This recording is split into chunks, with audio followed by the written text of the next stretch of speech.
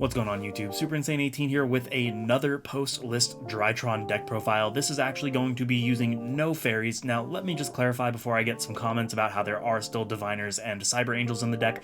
When I say no fairies, I mean that there's no orange lights, no Eva, no Herald of Ultimateness. This is a completely different combo, completely different line of play, so let's go ahead and jump on in. Alright, so starting things off, we do still run the 3 copies of Diviner. This is just a ritual card, not necessarily a fairy card. It is mandatory for the deck. It's just absolutely crazy. Nothing really needs to be said other than that.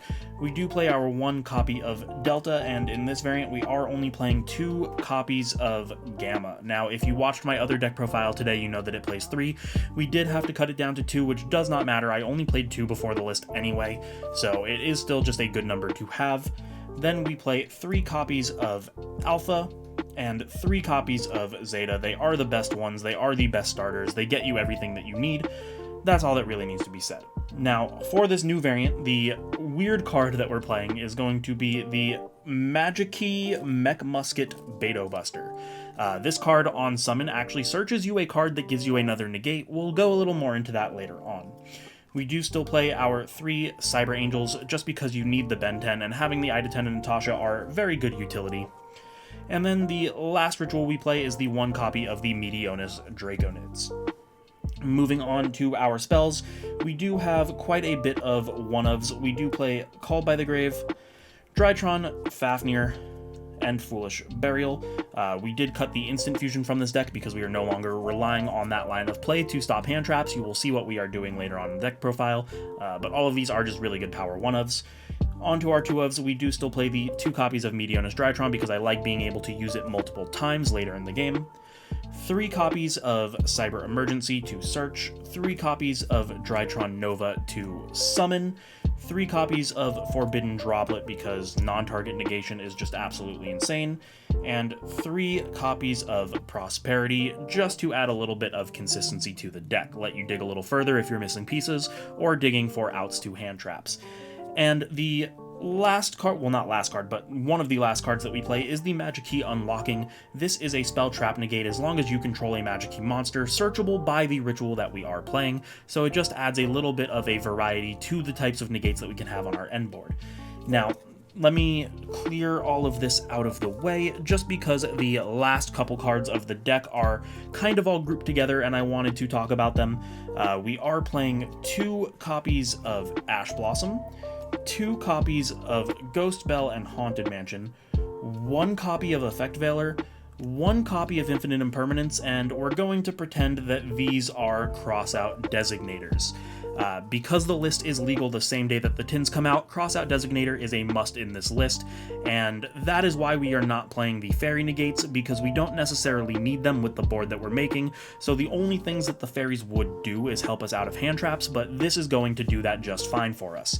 Now, the reason we played that weird ratio is I want to be able to open it enough that I can use it against my opponent while also having one in my deck in order to stop with the crossout designator, and the reason for only playing 1 Veiler and 1 Impermanence is it's kind of a toss-up what your Mu Beta Fafnir is going to get hit with if your opponent Veilers it or if they Impermanence, so they kind of do the same thing, and I think if I'm just going to be playing 2-ofs for hand traps, these can be considered the same card, and I can just count that as a 2-of in order to stop whatever they throw at me. Now, moving on to the extra deck, this is where the majority of the deck does differ from other Drytron versions. We are playing 1 copy of Ultimaya Zulkin paired with 1 copy of Crystal Wing Synchro Dragon. You will see this in the combo that I'm going to showcase. We still play our 2 copies of Herald of Arclight just so that we have fodder for the Diviner.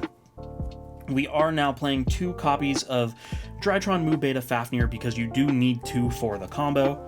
And we are playing number F0 Utopic Future and Utopic Draco Future. These are some of the negates that we are going to end on, which you will see in the combo. We still play our Zeus package in the Kikin Nagashi Fuko with Downard and Zeus, and then moving on to our links, we play 1 Link Karibo, 1 IP Masquerina, 1 Nightmare Unicorn, and 1 Borrelsword Dragon.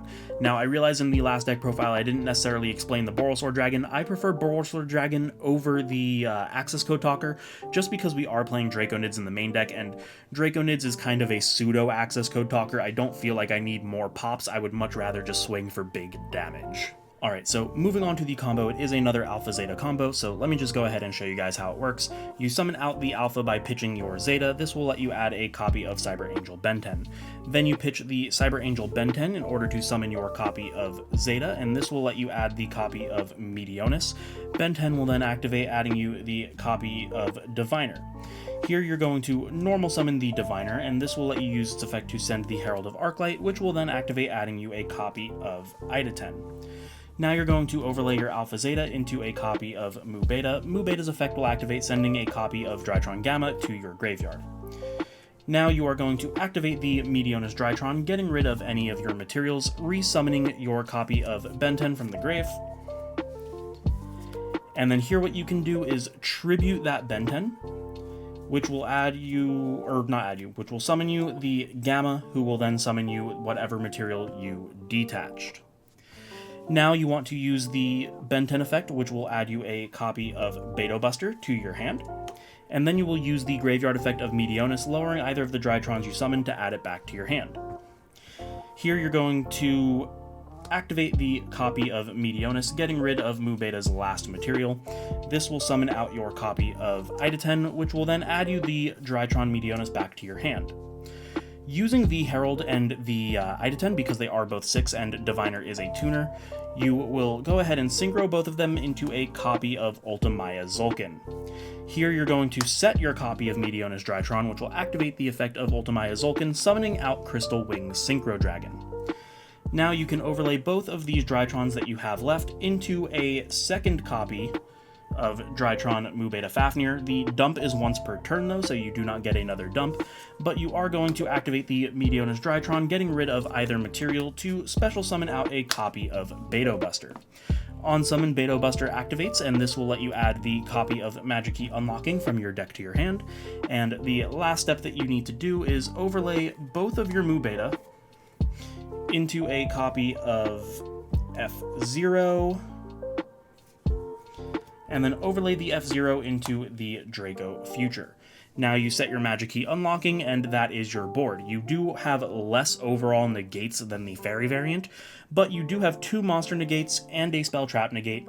The monster negate is not able to be destroyed by battle or card effect, and as long as you control this, this will get rid of, like I said, a spell or trap. So it's a little bit wider variety, overall less negates. And there you guys have it. That is my deck profile for the Magikey variant without using any of the Fairy negating cards.